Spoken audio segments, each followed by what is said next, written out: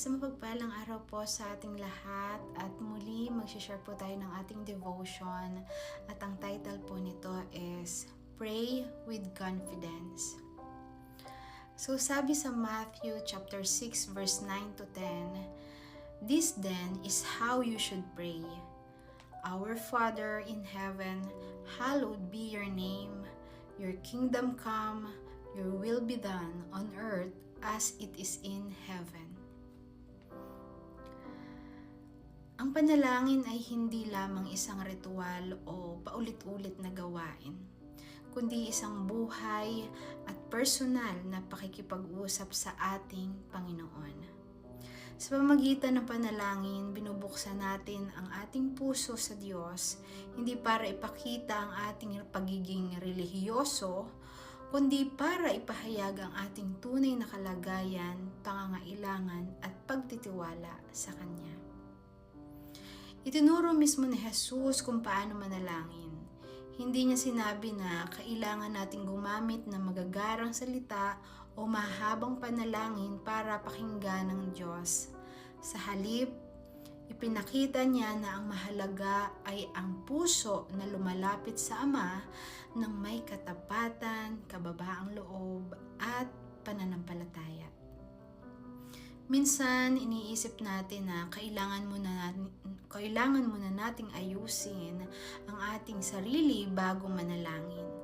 Pero ang katotohanan, ang panalangin ang mismong lugar kung saan inaayos ng Diyos ang ating puso.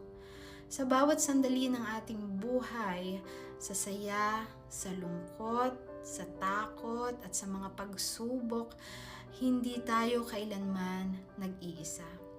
May bukas na daan palagi patungo sa Diyos sa pamamagitan ni Hesukristo.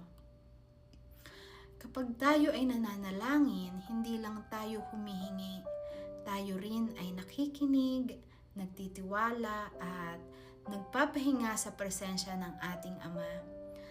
Ang panalangin ay paalala na ang Diyos ay malapit, nakikinig at kumikilos kahit hindi pa natin nakikita ang sagot. Manalangin po tayo.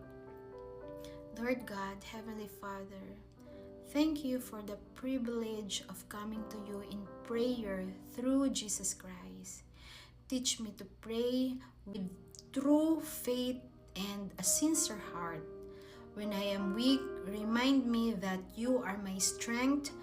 When I am confused, guide me with your wisdom. And when I am afraid, fill me with your peace.